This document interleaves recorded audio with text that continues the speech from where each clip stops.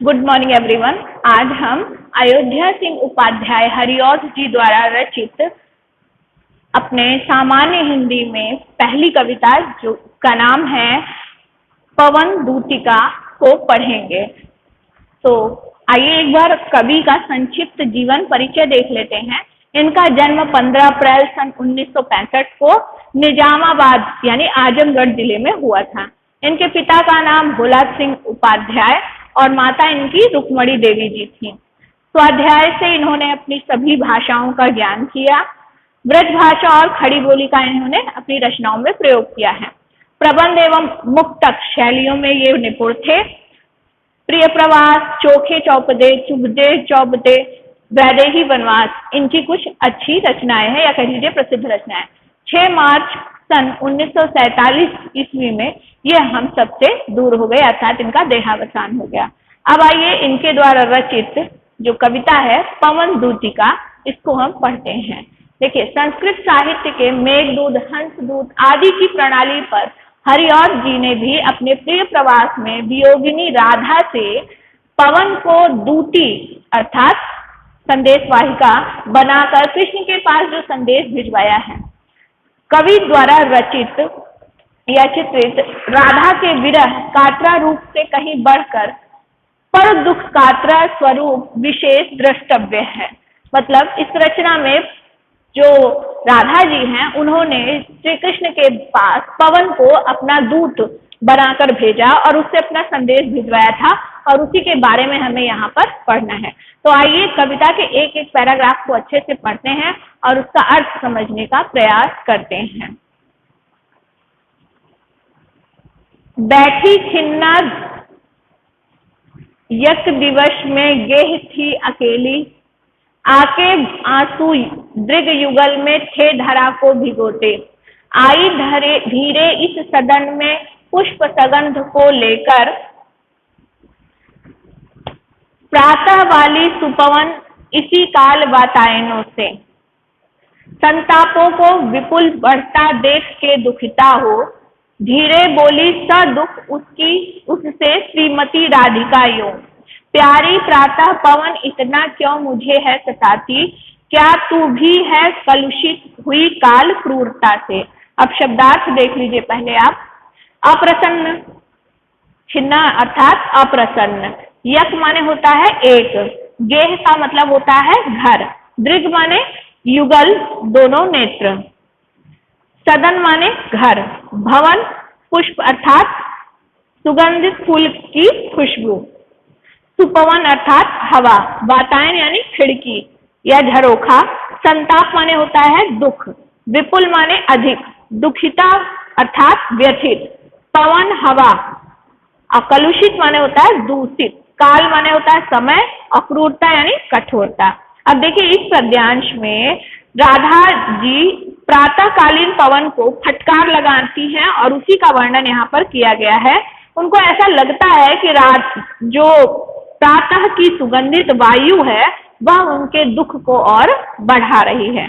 तो देखिए उन्होंने क्या कहा है कि बैठी खिन्ना यक दिवस में गेह में थी अकेली, अर्थात एक दिन जब राधा जी उदास खिन्न मन से घर में अकेली बैठी हुई थी, आके आंसू दृग युगल में थे धरा को भिगोते, उनके दोनों आंखों से आंसू बहकर जमीन पर गिर रहे थे। आई धीरे इस पवन सदन में पुष्प सगंध को लेकर, तभी प्रातःकालीन सुगंधित पवन रोशनदानों से होकर घर के अंदर प्रवेश करती है। देखिए लाइन लिखे ना, प्रातः वाली सुपवन इसी काल वातायनों से। आगे है संतापों को विपुल बढ़ता देख के दुखिता हो, अर्थात किंतु इससे राधा का जो दुख है वो और भी अधिक बढ़ गया और वह दुखी होकर पवन को फटकार लगाते हुए बोली, प्यारी प्रातः पवन इतना क्यों मुझे है सताती, क्या तू भी है कलुषित हुई काल की क्रूरता से। वह बोलती हैं कि हे प्रातःकालीन पवन, तू मुझे और क्यों सता रही है, क्या तू भी समय की कठोरता से दूषित हो गई है, क्या तुझ पर भी समय की क्रूरता का प्रभाव पड़ गया है।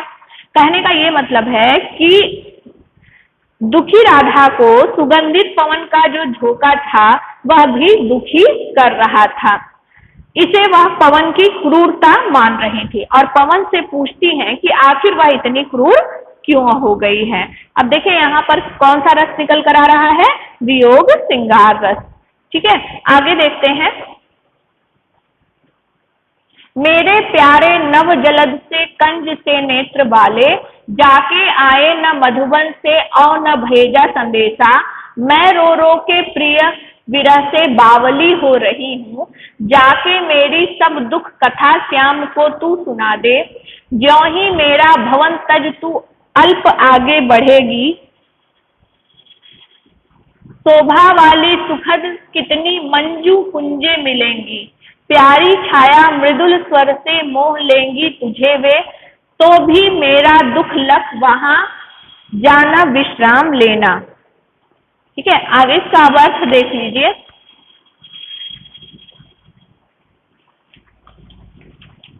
नव माने होता है नया, जलद माने बादल, कंज माने क्या होता है, कंज माने होता है कमल, मधुवन अर्थात ब्रज का एक प्राचीन वन, प्रिय विरह मतलब प्रेमी से वियोग, बावली अर्थात पागल, तज माने छोड़कर, अल्प माने थोड़ा, मंजू सुंदर अर्थात, मंजू माने क्या होता है सुंदर, कुंजे अर्थात लता झाड़ियों से घिरा क्षेत्र, मृदुल मधुर, मृदुल का मतलब होता है मधुर, मीठा लख अर्थात जानकर या देखकर।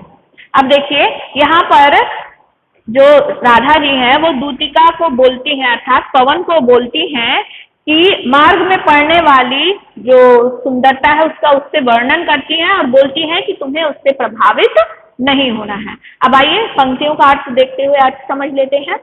मेरे प्यारे नव जलद से कंज से नेत्र वाले, अर्थात कि राधा जी बोलती हैं नवीन बादल से शोभायमान एवं कमल के समान सुंदर नेत्र वाले मेरे प्रियतम, ब्रज के इस वन अर्थात मधुबन को छोड़कर जाने के बाद न जाने क्यों फिर यहाँ नहीं आए और ना ही उन्होंने मेरे लिए कोई संदेशा भेजा है। देखिए ये लाइन लिखी है ना, जाके आए न मधुबन से और ना भेजा संदेशा, यानी वो गए भी हैं और उन्होंने कोई संदेशा भी नहीं भेजा है। मैं रो रो के प्रिय विरह से बावली हो रही हूँ, जाके मेरी सब दुख कथा श्याम को तू सुना दे। अब वो कह रही हैं उनसे बिछड़कर मेरी दशा अत्यंत ही दयनीय हो गई है और मैं रोते रोते पागल हो रही हूँ, अतः तुम जाकर मेरे इन दुखों को उनको बता देना अर्थात उन्हें इनसे अवगत करा देना। ज्यों ही मेरा भवन तक तू अल्प आगे बढ़ेगी, राधा जी बोलती हैं कि राधा जी उसे रास्ते में पड़ने वाली जितना भी प्राकृतिक सौंदर्य था उसके प्रति सचेत करती हैं और कहती हैं कि जैसे ही मेरे घर से तुम कुछ ही दूर आगे बढ़ोगी तो तुम्हें क्या मिलेगा, शोभा वाली सुखद कितनी मंजू कुंजे मिलेंगी, अर्थात अत्यंत मनोहारी और सुख प्रदान करने वाली कुंजे मिलेंगी। अर्थात कुंजे का मतलब मैंने क्या बताया था, लता झाड़ियों से घिरा हुआ क्षेत्र मिलेगा। प्यारी छाया मृदुल स्वर से मोह लेगी तुझे। अब वो कह रही हैं कि वहां की जो शीतल छाया है वह और वहां का जो जल प्रवाह है तथा पक्षियों का जो कलरव है उनकी जो मधुर ध्वनियां है वह तुम्हें क्या करेंगी, अपनी ओर आकर्षित करेंगी। मोह लेंगी तुझे वे अर्थात तुम्हें अपनी ओर आकर्षित करेंगी। तो भी मेरा दुख लख वहां जाना विश्राम लेना, लेकिन तुम्हें क्या करना है, मेरे दुख को ध्यान में रखना है और वहां जाकर विश्राम नहीं करना है, अर्थात आपको क्या करना है, मेरे संदेश को श्री कृष्ण तक पहुंचाना है। अब यहाँ पर भी देखिए वियोग श्रृंगार रस ही दिखाई दे रहा है और उपमा, पुनरुक्ति, प्रकाश, मानवीकरण, अलंकार हमें दिखाई दे रहे हैं। अब आगे देखिए, थोड़ा आगे, सरस रव का धाम सतपुष वाला, अच्छे अच्छे बहुद्रुम लतावन सौंदर्यशाली, प्यारा वृंदा विपिन मन को मुग्धकारी मिलेगा, आना जाना इस विपिन से मोह माना न होना, जाते जाते अगर पंथ में क्लांत कोई दिखावे, तो जाके सन्निकट उसकी क्लांतियों को मिटाना।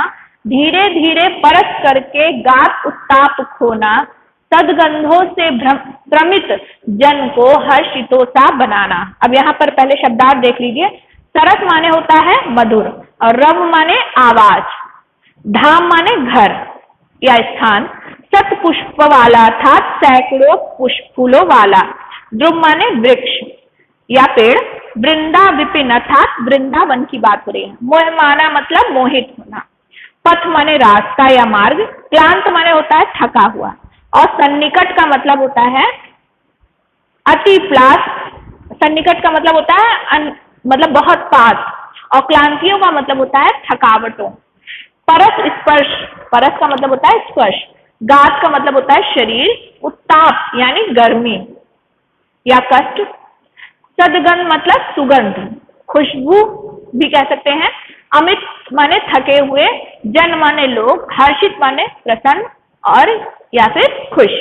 अब यहाँ पर देखिए क्या है कि पवन को वह बोल रही हैं, राधा जी बोलती हैं कि मार्ग में जो मिलने वाले मनोरम स्थल हैं, दृश्य हैं, उनसे पहले तो वह उन्हें अवगत कराती है, बताती है उनके बारे में, और बोलती है कि उस पर मोहित मत होना। और लेकिन वो यह भी सीख देती हैं कि अगर कोई दुखी मिल जाए तो उसके कष्ट को दूर करना उसका क्या है, उसका दायित्व है, तो उसकी भी वह सीख देती हैं। आइए अब इसका अर्थ देख लेते हैं।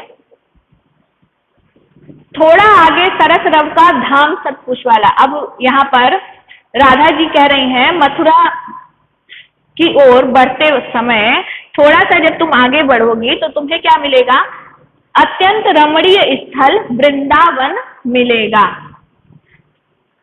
जिसमें क्या होंगे, जिसमें सत पुष्प वाला अर्थात सैकड़ों पुष्प वाले उस धाम में पक्षियों की मधुर ध्वनियां, तरह तरह के सुंदर वृक्ष और लताएं तुम्हें क्या करेंगी, अपनी ओर आकर्षित करेंगी। प्यारा वृंदा विपिन मन को मुग्धकारी मिलेगा, अर्थात वो क्या करेंगी, तुम्हें अपनी ओर आकर्षित करेंगी। किंतु आने जाने के क्रम में तुम उस वन से मोहित मत होना।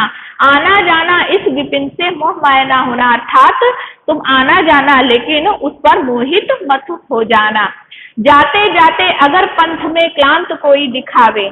अब देखिए वो कह रही हैं कि यदि मार्ग में तुम्हें कोई थका हारा व्यक्ति मिल जाए, क्लांत माने थका हुआ, तो यदि तुम्हें कोई थका हारा व्यक्ति मिल जाए तो तुम उसके पास जाना, तो जाके सन्निकट उसकी क्लांतियों को मिटाना। तो जा करके उसके पास में उसकी जो थकावट है उसे तुम मिटा देना। धीरे धीरे परख करके गात उत्ताप खोना, सदगंधों से श्रमित जन को हर्षितोषा बनाना। वो कह रही हैं कि साथ ही उसके चारों ओर अपनी सुगंध बिखेर कर उस थके व्यक्ति को क्या कर देना, हर्षितोषा बनाना, अर्थात प्रफुल्लित कर देना। ऐसा नहीं है, वो ये सीख नहीं देती है कि मेरा कार्य करने जा रही हो तो रास्ते में अगर कोई थका व्यक्ति मिले तो तुम उसे छोड़कर आगे बढ़ जाओ। वह कह रही हैं कि तुम उससे क्या करना, तुम उससे और भी मतलब उसके जो दुख है उसको अपने स्पर्श से मिटा देना। अब आगे देखिए, लज्जाशीला पथिक महिला जो कहीं दृष्टि आए, होने देना विकृत वसना तो ना तू सुंदरी को, जो थोड़ी भी भ्रमित वह हो गोद लेना क्रांति खोना, होठों की और कमल मुख की म्लानताएं मिटाना, कोई क्लांता कृषक ललना खेत में जो दिखावे, धीरे धीरे परख उसकी क्लांतियों को मिटाना, जाता कोई जलद यदि हो व्योम में तो उसे ला, छाया द्वारा सुखित करना तप्त भूतांगना को। अब इसका पहले शब्दार्थ देख लीजिए। पथिक माने मुसाफिर या यात्री, दृष्टि आए अर्थात दिखाई दे, विकृत मतलब विकृत, वसना मतलब होता है वस्त्र को अस्त व्यस्त करना अर्थात उड़ाना, क्रांति मतलब होता है थकान, म्लानता का मतलब होता है मलिनता, कृषक ललना अर्थात किसान स्त्री, व्योम माने होता है आकाश, तप्त माने दुखी, और विकल तप्त या विकल, भूतांगना माने होता है स्त्री। अब यहाँ पर देखिए कि जो राधा जी हैं वह पवन को अपना संदेश वाहक बनाकर भेजती हैं और अपने दुख के साथ साथ अन्य लोगों के दुखों के बारे में भी चिंता करती हैं और उनकी सहायता करने के लिए हवा से भी कहती हैं। देखिए वो क्या कह रही हैं, लज्जाशीला पथिक महिला जो कहीं दृष्टि आए, अर्थात कि हे पवन, यदि तुझे मार्ग में कोई लाजवंती स्त्री दिखाई दे, होने देना विकृत वसना तो ना तू सुंदरी को, तो तू क्या करना, उसके वस्त्रों को अपनी हवा से यानी अपने प्रभाव से उड़ा मत देना। जो थोड़ी भी श्रमित वह हो गोद में ले शांति खोना, यदि वह थोड़ी भी थकी हुई हो, शांति माने थकावट, तो अगर वह बिल्कुल भी आपको लग रहा हो कि वो थकी हुई है तो तुम उसे गोद में लेकर उसकी थकान मिटा देना। होठों की और कमल मुख की म्लानताएं मिटाना, अब वो बोल रही हैं कि तुम उसकी थकान मिटाना, साथ ही साथ उसके जो कोमल होठ हैं, कमल जैसे दिखने वाले जो उसके होठ हैं, उसके मुख की मलिनता को हर लेना, यानी उसके जो चेहरे की जो थकावट है, जो दुख है, उसे भी दूर कर देना। कोई क्लांता कृषक ललना खेत में जो दिखावे, अब राधा जी कह रही हैं कि यदि मार्ग में तुझे खेत में काम करने वाली कोई थकी हुई स्त्री दिखे, धीरे धीरे परस उसकी क्लांतियों को मिटाना, तो तुम उस खेत में काम करने वाली महिला का भी क्या करना, उसके पास में जाना और अपने स्पर्श से उसकी थकान को भी मिटा देना। जाता कोई जलद यदि हो व्योम में तो उसे ला, अगर आकाश में बादल कहीं पर जाता हुआ तुम्हें दिखाई दे रहा हो तो उसकी छाया करके उस थकी हुई स्त्री को शीतलता प्रदान करना, उसे आराम पहुंचाना। क्या करना है कि देखिए लाइन लिखी हुई है ना, छाया द्वारा सुखित करना तप्त भूतांगना को, अर्थात क्या करना, उस बादल की छाया से उस स्त्री को सुखी करना और उसकी थकान को मिटाना, उसकी जो गर्मी है, जो उसका दुख है, उसे तो मिटाना। तो आशा करती हूँ आपको यहाँ तक समझ में आया होगा। इससे आगे का भाग हम अगले वीडियो में पढ़ेंगे। धन्यवाद।